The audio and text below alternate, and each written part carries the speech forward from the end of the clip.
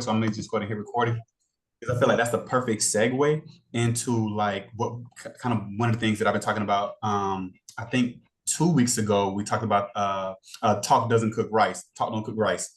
So with Yeah. that, it's like that radical level of accountability where it's just like, okay, well, if my kid does something, or if my kid misbehaves, or if my kid acts out in this way, I have to take a responsibility, that radical accountability for that and say, oh, no, it's not my kid misbehaving. It's not my kid because my kid is just a kid. So I have to Mhm. look at me and I have to look at myself and say, okay, what did I not do? How did I not prepare? That which is what caused for my child to respond in whatever way it was that they responded. And I think that's one of the major things that we're missing, not only in just today's society in general, but also as it pertains to kind of like personal life, as far as it pertains to kind of like family life, as it pertains to business, like, because that's super important, like radical levels of accountability, radical levels of saying, hey, like I take ownership, like, and then even ways in which, because again, everybody is an individual, but even taking radical accountability from the standpoint of saying, hey, I'm taking so much accountability to where even though there is something else outside of me that calls for whatever the thing is, because you see it happen all the time in business where it's like, oh, well, that's not my role. That's not my responsibility. That's not my, it's like, but does it help the team or did it hurt the team as far as whatever the thing was that wasn't done? And if the answer to that is yes, it hurt the team because whatever the thing was wasn't done, it's like now you have to really look and say, okay, well, wow, like the team was hurt as a result of me not doing this thing, although it's not my responsibility. Could I have stepped up to help the team? And so that's why for me, like even as it pertains to like kind of when I was in, if you will, like the secular world by way of profession. Even for me then, like I was one of those people on the team that was always doing stuff that wasn't my job. Um, and I started kind of having to get control over my time from the standpoint of, okay, well, this isn't my job, but I still need to be in control of my time. So how do I get back in control of my time, although I'm doing things that are my job? And so when I say it's a balance, it's a fight, it's a wrestle. But one of the things that I always point out to you guys, because of the fact that everybody on the call at this point, you know what I'm saying, we're all believers. So it's like, since everybody's a Christian, we got to call ourselves to that higher level, which is, okay, well, more is expected of me because of what it is that I believe and because of the fact that people know that I believe this. So because people know that I believe this, I need to make sure that my life is at a different level because of the fact that if it's at a basic level or the same level as everyone else, then it's like, okay, well, who is your God? Like, and again, go through the Old Testament. When you go back to the Old Testament, literally what you're going to see is you're going to see all of these examples of people highlighting the Father and what the Lord has done for them through whatever it is that He is enabling them to do. And now the Spirit of God, He doesn't come upon us; He lives inside of us. So we have, if we can say it from that standpoint, we have all the more power, all the more ability to be able to represent him in a better way and in a better fashion, in this the same way that we saw as far as some of our brothers and sisters of old. With that being said, as it pertains to Christians and us being believers in business, we have a very high mantle. And I don't want to say high mantle to scare us, because today what we're talking about is literally coming up with all of the pieces, coming up with all the components of our offer. We want to create an offer, we want to craft an offer, we want to build an offer, and we want this offer that we build and this offer that we construct to be so foolproof, if you will, so error proof to where no matter who comes to benefit from our offer, to seek to gain from our offer, they can benefit because of how it's being delivered. And we got a chance to talk about this a little bit and touch on it a little bit last week at the end of the call, because of the fact that like once we got a chance to kind of break apart all of the different pieces, all the different components, what we do is we get a chance to piece those together and put those together. So even the person who learns visually, they get a chance to get what it is that they need. The person who learns auditorially, they can get a chance to get what they need and how they receive. The person who learns kinetically, they get a chance to get and receive how it is that they learn. So everybody, no matter how it is they learn, they're able to get those things, those pieces, those components from your offer. And the beautiful thing about this is that it doesn't require you to do more work. It doesn't require you to do more things. It requires, like, if you will, like a sort of a segmentation. So it causes for you to have to segment your offer in those different components, so that the person who hears in that way, or hears through that lens, they can see what it is that you're doing. They can see what it is you're offering and say, oh, that resonates with me. Oh, that doesn't resonate with me as much, but that really does. And so that's why it's super necessary to really put together an offer, to craft an offer, because as you put together an offer and as you craft an offer, what you're going to be able to do in return is you're going to then be able to kind of take those things and then literally have an offer that people cannot say no to, because of the fact that it just makes too much sense. So if they are in the industry that you're seeking to reach, they have to say yes to your offer, or they just don't really want what it is that you're offering. And that's what we're creating. Like, in business, that's what you want to create. You want to create something that says to your target audience, you have to have this. If you don't have this, you will not get what it is that you're after. Like, that's what we're saying. In no, like, minor terms, in no less terms, that's exactly what we're saying is, if you don't have this thing that we're offering to you, if you don't have this thing, you will not get that end result that you're saying that you want. And so for that, what I want to do is ask first, are there any questions at all? Questions before we begin? So let's look. Yeah, so are you going to be helping us walk through like multiple offers? For example, if you have a coaching, a service-based business that offers products as well, like Oh yeah. how we can refine and all of that, and then are you going to work more on the tiers today too, like how to offer it with the tiers? Yeah, so literally what we're gonna do is, so we have multiple components, and so this is gonna take us like a couple weeks max probably to work through. But kind of one of the things that I want us to think through, because everybody's offer is going to be different, and so as each person's offer differs, they're going to want some of the things that I'm just talking about and describing, and this other parts of it, other pieces of it may say, okay, well, that's not as helpful for me because maybe they're in like a different industry. So if your service base is going to look one way, if you're someone who creates something and gives the person the thing, you're a different way. Sometimes there's a blend of both, where you're serving someone, but you're also creating a thing as well, where it may be sort of like an agency model. So you're servicing business or you're servicing clientele, all kind of like, if you will, the same thing, but it has different implications or different implementations behind each of the things that you're offering. So it's going to be important to outline all of those things. So that's what I'm going to be walking through today.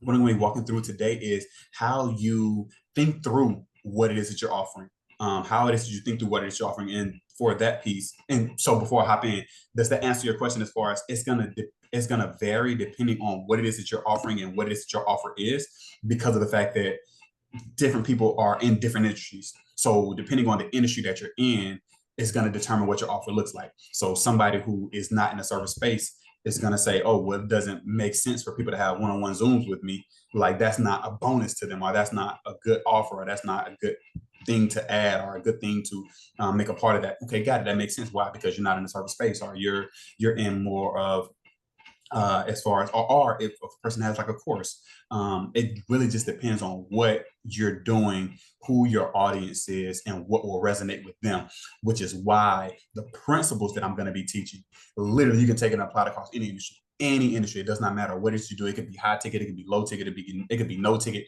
No matter what industry it is that you're in, the principles that I'm going to be teaching and talking about, those are going to be the principles that resonate, so each person can hear it and do whatever it is they need to do in order to be able to reach their ideal target clients and their ideal target market. So yes, that answered my question. So I'm glad that you clarified that this is not something that we should expect is going to take or be done in a week. Exactly. And the thing is, like, uh, what I'm teaching, you can get it done quicker. So you can get it done faster. The thing about it though is you really want to put some deep thought into it. So the more you already know about your audience, the easier it becomes. The less you know about your audience, then the harder it becomes. So with that said, we'll definitely go ahead and hop in, and then I'll pull up you guys' I'll pull up the chat as well so I can see that. Boom. All right, so here we go. So let's go ahead and hop in. So what we have here is, again, these are by way of review. I'm just going to recap these things and walk us forward. So again, what we know about an offer that makes an offer good is the fact that an offer literally says, hey, you are currently here and you can get to here through whatever it is that you do, whatever it is that you offer. So even if it's something that is a product and it's something that's product based, e-com based, it doesn't matter. Hey, you are here with low energy. You want to be over here with high energy. I have this drink, I have this juice, I have this protein, I have whatever it is that will get you to have high energy. You have to know what the thing is that people want. If you don't know what the thing is that people want, can't get them there. There is no bridge, there is no vehicle that can take them from where it is that they are to where it is that they want to be if we don't know if what it is that they want. We have to know what it is that the ideal client, the person that we're working with, we have to know what it is that they want. What is their desire? What do they want? We have to know that piece, and we've taught that already. Now we also have to understand that there are things that come up that try to get in the way of helping them to get from where they are to where they want to be. So those can be things that are like barriers that are in between where it is that they are, where it is that they want to be. Barriers, different obstacles, different issues, different problems, circumstances that may come up for them on their road and on their way to getting to where it is that you can get them. And so over here, it'll look like, okay, I exist in this state, or I have all of these issues, problems, these circumstances that keep me right here. I don't want to be right here anymore. I want to come get over here, but I don't even know how to get over there. And this is the crazy thing about it is that, especially if you're in a coaching space, well, it literally doesn't even matter. You can not be in a coaching space. You can be in a product space, and it still be the case that you can get a person to change their desire and say, "Hey, I exist in this space. I exist with this problem. I exist with this issue, and I want to get over there." And you've caused me to change my mind, because the very first thing that's necessary is for a person to be able to believe it in their mind, to believe in their mind that it is possible for them to ever be somewhere different than where they are. So where they are is real. It's very painful. It's very real. It hurts them a whole lot, and they want to be somewhere else. And sometimes people don't even want this part yet. So we can take this part off. So they just exist here, and they have whatever issues, whatever problems, whatever circumstances it is that they have. These are right here, and they're right here, and they exist right here. And then now, because again, we got to get to the nitty gritty of it. The nitty gritty of it is this person exists right here with these issues, with these problems, and they see your social media, or they see your post, or they see your ad. And so now you're disturbing them in where it is they are. They exist right here. This is where they are. And so you're disturbing them in this place of complacency that they exist in. If you understand that this is going to be your biggest hurdle as a provider of whatever it is you provide, whatever service it is, whatever good it is, whatever thing it is that you do, this is your biggest hurdle. Your biggest hurdle is going to be to get these people that are over here to say that they have an issue, or that they have a problem, or that they have something that they want to change. Because the hardest part is to want to change. That's the hardest part. That's the hardest step, is to want to change. So with your business idea, you have to get people, again, this is where copywriting comes in, which is that's a whole nother exciting part for me. And another exciting piece for me is actually writing good copy, like actually writing things that calls for people to not only understand you, to know you, but also to want the thing it is that you offer. So with that being said, you have these people that exist here, and you got to get them to actually want, something different. That's the hardest part. Now, the easiest way to do this is in your copy and in your marketing and in your ads, to cause for these people, and only these people, that want this end result to respond by targeting them in your ad copy. So in your ad copy or in your ad creative, whatever it is you're saying, you're targeting people who have the same problem, but they already know that they have this issue and this problem that they want to solve. Sometimes people can exist right here, and that's literally all it is. It's this problem that I got. I'm complacent in life. I don't want anything else. I don't want anything better. I don't want anything to change. I just exist here with this, how things are, and I don't want anything different. That's sometimes how you're going to come across. You're going to come across some potential clients that exist in that place, and you have to get them the belief in self, which is why a lot of times you see a lot of the free courses, or you see a lot of the free trials, or you see a lot of those things. Why? Because it gives a person an opportunity to experience, if for a little bit, this other side, that there is another side. Because if you can get somebody to believe that there's an over the rainbow, like if you could get them to believe that there's something else over there, you can get them to take that journey. But think about this. You're asking somebody to take a trek. You're asking somebody to take a journey, and they don't know where they're going to end up in the end of it. They don't know where they're going to be. They don't know. And you're asking them to trust you, to take your hand. You're asking them to do that, and you can't, as far as they don't know that what you're doing is you're saying, hey, I guarantee my services. I guarantee what it is that I do. I guarantee the offer. I guarantee my offer.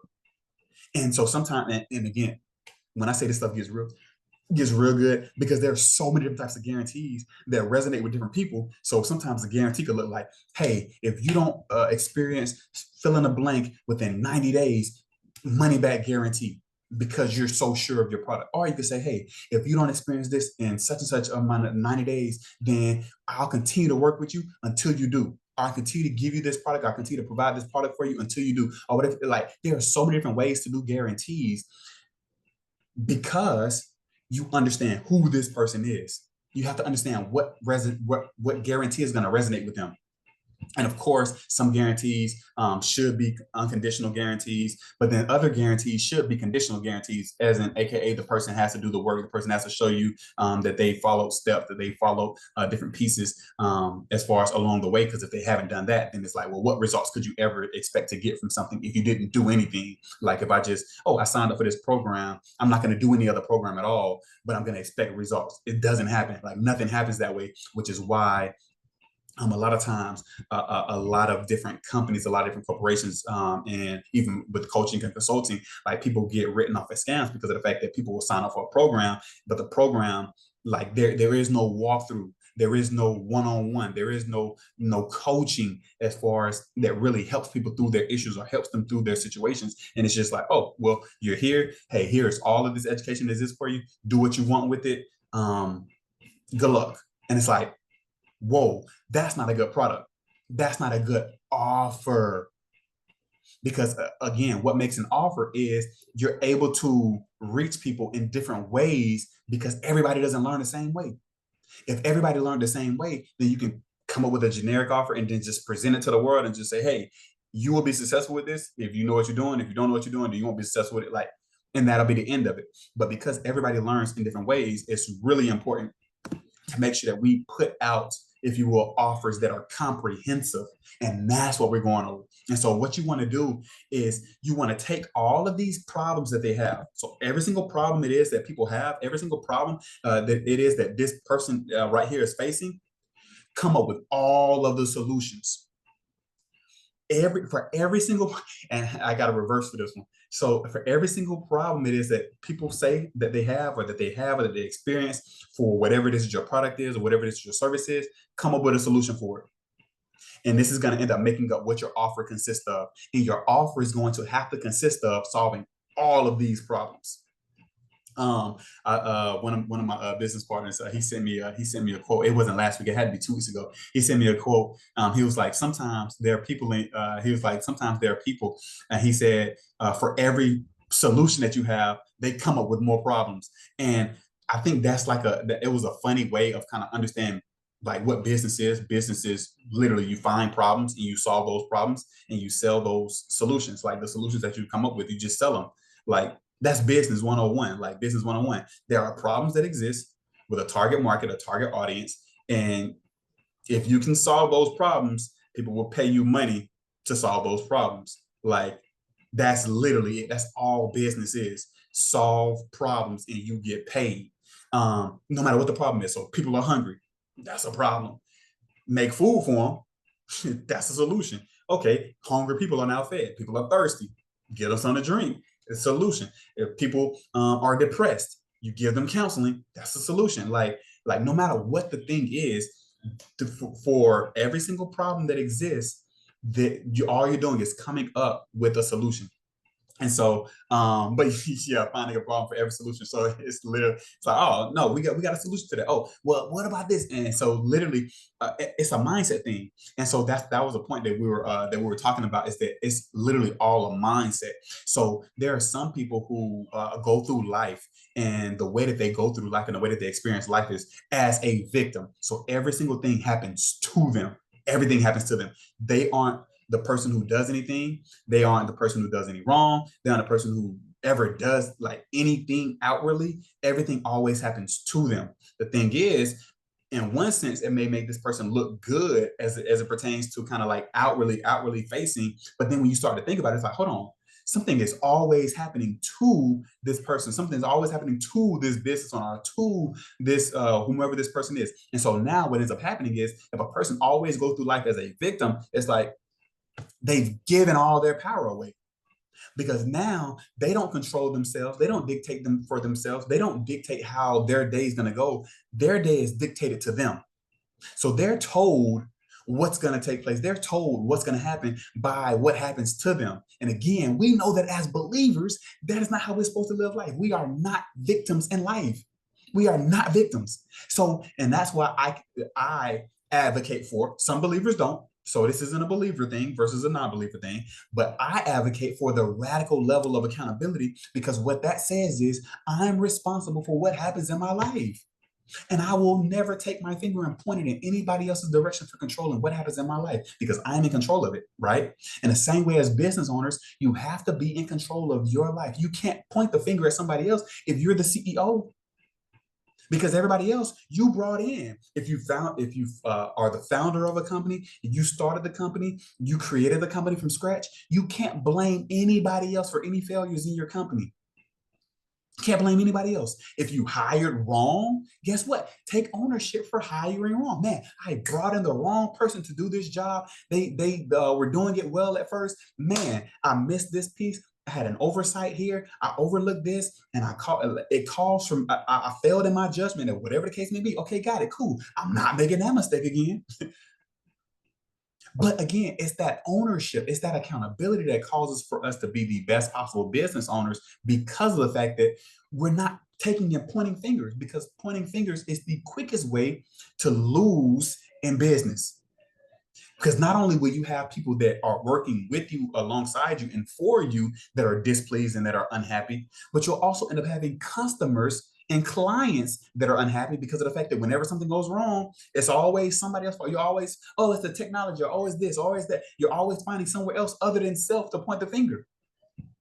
We don't want to be people who point the finger elsewhere. We want to be people who allow ourselves, again, graciousness. So we allow ourselves the freedom of saying, hey, you know what? I did that wrong. Oh man, I learned from this. I learned a new way of doing this. Like even one of the things that we talked about, yeah, this had to be 2 weeks ago now. But we talked about in the other class, it are PowerPoints. And so for me, like I've never been a PowerPoint guy, but I'm like, whoa, if people can actually learn better through PowerPoints, guess what I'm going to do? I'm going to go back to all of my old lessons. I'm going to go ahead and get those, because again, there's AI to do this now. So I'm going to get the transcripts. I'm going to take those transcripts, and then I'm going to have PowerPoints to make it easier to go through my lessons, because if that helps people to get it more, I'm all for that. Like I want people to get it. I want people to understand it. And I want people to be able to fully grasp it, because if you're able to fully grasp it and you're able to comprehend it in your way, you benefit. So there is no loss to taking accountability. There will never be a loss to taking accountability. Now, there will be losses that you'll take as far, oh man, I did that wrong. Oh man, I could have did that better. But in my mind, I don't even see those as losses. I see those as lessons learned, because again, when things don't go the way that you want them to go, you got to look at them as a loss, or you can look at it as a lesson learned. And if you learned a lesson, the lesson is a good lesson. It's a valuable lesson, because if it wasn't a good lesson or a valuable lesson, then it wouldn't have been worth learning. And if it wasn't worth learning, then you wouldn't have learned it. Then you would still be in the same place that you were at because of the fact that you didn't learn anything, but because of the fact that we are intentional about our growth, we're intentional about maturing, we're intentional about being better than we were yesterday. We're going to continue to grow by His grace and His grace. And as a result of that, and because of that, we're going to be better in the future for it because of taking accountability for the actions that have been done, for the actions that have not been done, for the things that have been neglected, for the things that have been put on the back burner, all of those things. So it's going to be really important for us to understand all of those things. And so again, we want to make sure that we're painting a picture. So people are existing here. They some of them are not aware that there is better out there, that there's better that's possible. Some of them are aware. And so now what our goal is to get them from here to over here. And then sometimes along the way, even once we have them on their journey to get over to here, what happens is there are other things that may come up along the way, which is what our offer should be designed around, kind of through as far as implementation of our offer and what it is that we have created. It's supposed to help them to get over this bridge or to cross this road a lot more easily. And so every single issue and every single problem that this group over here has, we need to list out every single problem. So that's going to be one of the homework assignments. Is for all of the problems that your core group, that your core audience has, want you to list out every single possible problem that they can have. Every single possible problem that you've ever heard of, every single possible issue. If you need help, you can Google it. You can use ChatGPT to Google out all of the, when I say all, I mean all, I mean every single one. I remember before when I talked to you guys, it had to be at least about 3 weeks ago or a month ago when I was talking about when you guys are going to be creating against competition. Yeah, it had to be a month ago now, but you're going to be looking at the reviews, the negative reviews from the other companies, and from those negative reviews from those other companies, what you're going to do is you're going to make sure that those things are never said about you. So whomever your competition is or could be, as far as you're seeking to get into, whatever industry it is that you're seeking to get into, where you're trying to break in, go ahead, look at all of their negative reviews, because all of the negative things that have been said about them, we're going to make sure that that's never said about us. All of the negative things that have been said about them, we're going to make sure that those things are never said about us. Why? Because that's how you leverage yourself in business, especially when you're starting. You have to leverage yourself against someone. You have to leverage yourself against another company. That's literally how all the biggest companies have become the biggest companies. Like they say, oh, we're not like them. We're not like them. We're not like them. We're not like them. So all of these ways that this company has failed y'all, we not finna fail y'all in those same ways. So now that's why you need to come over here and do business with us, because we're not finna fail you by how they failed you. And it's those types of things, and it's that type of language and that type of way of setting yourself apart that really causes you to be able to establish yourself with very good footing very early. Okay, so it's really going to be important as far as for you building your foundation, as far as to get your footing. When you pick out those individuals that have big names in your field, those companies that are big companies in your same industry, whatever the case may be, that you're doing all the little things that they won't do. Why? Because they've gotten too big. So guess what? They still have some customers that are going to be loyal to them forever, and for clients that will be loyal to them forever. That's perfectly fine. But those people that are finding out about them and have had a bad experience with them, oh, we want to collect all of those. And then once we're able to grow ourselves to the same size, now we're able to compete directly. And so that's literally how all of these smaller companies have become larger companies. And I'll give you guys an example. Like, think about fast food. How many fast food chains are there? How many ways can you do fast food? How many ways can you do a burger? How many ways can you do a smoothie? How many ways can you do ice cream? How many ways can you do a pretzel? How many ways? You see what I'm saying? It's always room for competition in every industry. Every industry. I'm talking product based right now. Imagine how many ways you can up your ante if you're a consultant or a coach. People complain about, so one of the things you guys should know if you're interested in the coaching and consulting space is that it's been on pins and needles for about the last 2 years, because people have been scammed so much. And so now banks don't even allow for coaches and consultants to charge in the same way that coaches and consultants have charged before, which is why you have a lot of coaches and consultants who were charging like 25K or 50K or 10K, 15K, whatever case may be, they now break those down. So if they have a 3 month program, whatever the case may be, now they're charging that over the course of those 3 months, or they're splitting it up into 2 payments, or whatever the case may be. So because of the fact that people are like, hey, they scammed me, or hey, they got over on me, or whatever the case may be. If you're aware of that, if you're conscious of that, and you're fully aware of that, now you know what it is that you need to do and how it is that you need to do it as it pertains to, okay, I can position myself as being the affordable coach, the one that's down to earth, that has reasonable prices. Because even with reasonable prices in the coaching and consulting space, think about it. In the coaching and consulting space, a reasonable price, when I say reasonable as in low, is $1,000 a month. $1,000 a month is still way less, and $1,000 a month. And say, for example, that person can get 4 sessions with you out of a month. That's $250 a session, and that's cheap. That's cheap. Remember, what we're talking about here is we're talking about business. Businesses are willing to pay $10,000, $20,000, $50,000, because all you have to do is show a business that what is it you're showing them or what is it you're teaching them will make them more money than what they're making right now. That's all you're doing. Again, problem, solution. Can what you're doing and can what you're selling or what it is you're offering solve this issue or this problem for me? Yes. Okay, cool. Got it. I'll be willing to pay you. No. Okay, cool. I'm not paying you. It's lit. I'm saying it this simply because it is this simple, but it requires a certain level of belief. Like that's really what it calls for. Do I believe in myself enough? Do I believe in my abilities enough? Do I believe in who it is that the Lord has created me to be enough to say, I have what it takes to offer to these groups of people this service, and willing to stand on and die on my 10K price, my 15K price, and say, hey, yeah, I'm going to be helping you to make this much more. So yeah, I'm willing to stand on that.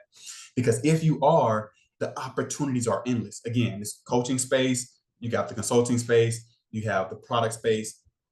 And so now what it is you have as far as in this coaching space is, again, this breakdown of these prices because of the fact that people have been getting, as far as reporting back to their banks that they've been getting scammed. So now, because of that, now they have to change their pricing. Now it's a perfect opportunity for clean coaches.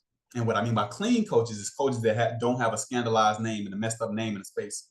Because if you are a clean coach, if you're a clean consultant, boom, opportunities are endless for you. All you have to do is show that you know what it is you're doing. Exactly. Credibility is super important. If you know what you're doing, that's your credibility. If you can get on a Zoom with somebody and show them where you're if somebody's coming to you for personal counseling or personal consulting or whatever the case may be, and you can show them, hey, you're here and this is my plan for getting you here. I'm going to walk you through these steps. We're going to talk about these things. We're going to get down to the bottom of these things. And at the end of that, I'm going to get you here. And the key to doing that is, guess what? Small wins. So the first thing is getting them to open up. Boom, that's a small win. I got you to open up. You said before with your other counselor or the other person that you're speaking with that it took you 2 months to open up. I got you to open up first session. Oh, boom, that already sets me apart. Oh, well, now you said, as far as that the other counselor, they shared with you some advice, and then you get a chance to hear some of the things that oh, no, that's not the correct way to do this. The correct way to do this is da-da-da-da-da. And the reason why this is the correct way to do this is because da-da-da, and you start filling in the blanks, and you're like, hold on. That's why I didn't get da-da-da-da end result with this other. What you want to do is show that you're different, and you want to show why you're different. Because if you can show somebody that you're different and help them to understand cognitively why you're different, they'll do business with you. And that's just in the consulting space, the counseling space.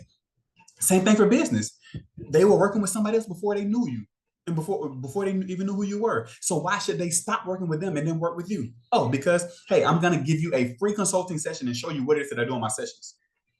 I'm going to help you with something that's a bottleneck for you and your company right now for free, to show you that I know what I'm talking about. And then after I help you with this for free, you're gonna be knocking down my door saying, I need your help still. I need more help. I need your, no, it's gonna cost this next time. I helped you for free on the first call. Now the next call is gonna cost. Why? Because of the fact that we were able to show them for free And this is my methodology behind teaching the coaching space, the consulting space, is always give free value first. Show that you're valuable first. People try to tell people that they worth 5,000 per issue or 10,000 per problem solved. Or it's like, okay, but you ain't solved no problems. So how do you, again, you can, and this is even for people who have the testimonials, because again, when somebody new comes to you, they want to know that what you're doing is verified. Now watch this. There are going to be some people that are snaky, and that's okay. Because guess what? Again, everybody on the call right now, we're believers. So if we're believers, are we ever going to be taken advantage of? Yes, there are going to be times when we get taken advantage of, but are there going to be times where we're ever taken advantage of because of who our Father is? No, nobody can ever take advantage of us. Because who orders our steps? Who guides us? Again, all of the insight, the wisdom, the understanding of how life works comes from Him. So if it comes from Him, He gonna make sure that we're taken care of. He gonna make sure that we have what we need. He gonna make sure that nobody ultimately takes advantage of us. Now, would it be bad, the deals that go bad whenever you're offering fee value? Yes. Would it be people who don't show up or kind of misdo things, or maybe they said that they had a certain level of money and they actually don't, or they said that they had the ability to make a purchase that they don't actually have? That comes with business. If we're not willing to tough it out through that, we're not deserving of, if you will, what comes on the other side of that. Okay. So what I'm trying to get you guys to think through is problem, and we solve them. So your homework is every single problem that you could think of, every single problem that you could list out that your avatar potentially experiences or experiences, we're coming up with a solution for it. Every single one. Every single problem that you could possibly think of. And if you come back with less than, probably, I would say no matter what industry you're in, if you come back with less than about 15 problems, like 15 solid problems, then there wasn't enough thought that was put into it. Because once we actually get into creating the offer, what we're going to end up doing is we're going to end up creating not only the offer, but we're going to create some bonuses that are even better than what the offer itself is, because of the fact that we're solving so many problems. This is the key, y'all. This is the key. Like this is literally it. And this works no matter the industry. It doesn't matter what industry. And then all of this stuff and all of these problem stuff that we're going to be talking about and that you're going to be listening out, all of this stuff is going to matter, because once we actually get into advertising, you're going to want to target people who are experiencing these things. Because that way you know who you're getting on a call with, you know who you're talking to, and there are ways to even outsource that, so you don't have to get on a call with anybody else. Because for me, like, time is my most valuable piece, and so I will outsource everything. But the reason why is because of the fact that I'm doing the things that I do to get back time. So I got in the stock market to get money. I got into the business side of things in order to get time. Like, okay, I want to make money faster. So I got two principles, y'all. Two principles. They very simple. You can write them down if you want to, or not if you want to. Get money, grow money. Like, just two, as far as around the business side of things. Get money and grow money. So on a business side of things, getting money, and then on the market side of things, growing the money. So I don't have to do anything for all of the dollars that I earn. The worst, and I hesitate to say it like this, but I want to say it like this because it's the truth, and I'll explain it if I need to. But the worst life that you can live is the life where you have to work for all of your dollars. I've gone through that. I've experienced it for years. So this is not talking down at all. I'm talking about the stress and the overwhelm that comes. The hardest thing is when you have to work for every single dollar that you have to work for, because you don't have time anymore. You don't have time freedom. You don't have the ability to go and do the things that you like to do when you like to do them. You have to ask for permission.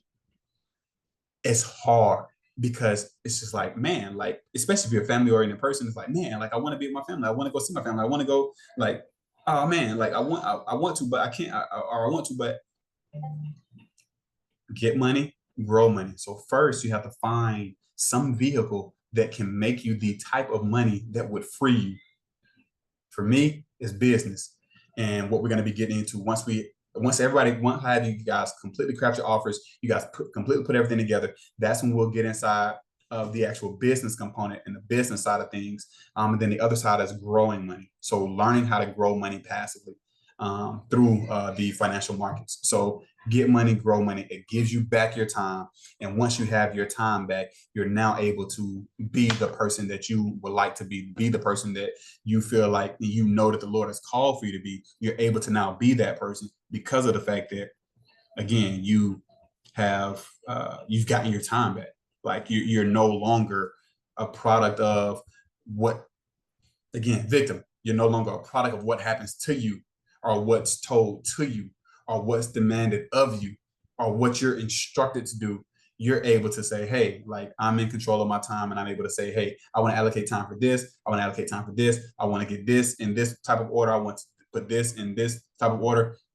All of those types of things. You'll then be able to do that. So with that being said, did you guys have any questions before we end it for today? But the homework assignment, just to repeat one more time, the homework assignment for this week is to list out every single problem that your avatar could possibly experience, could possibly be experiencing, every single issue, every single problem, every single one. You want to list them out, every single one.